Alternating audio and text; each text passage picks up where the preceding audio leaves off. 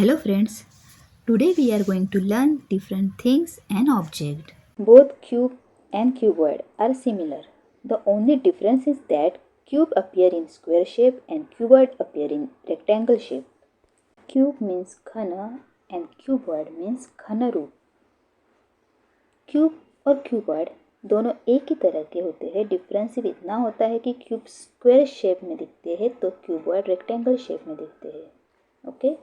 घन आणि घनरूप दोन्ही सारखेच आहेत. फरक एवढाच आहे की घन चौकस आकारात दिसतो तर घनरूप आयताकृती आकारात दिसतो. So, can you tell me which shape is this?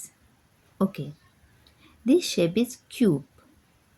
Okay, cube shape object or things are blocks, ice cube, sugar cube, Rubik's cube, dies. And this is cuboid shape. Cuboid shape is also called as parallelepiped. Things and object of cuboid or parallelepiped. So first, brick, eraser, matchbox, notebook, tissue box, speaker, signal, cupboard, and gift box.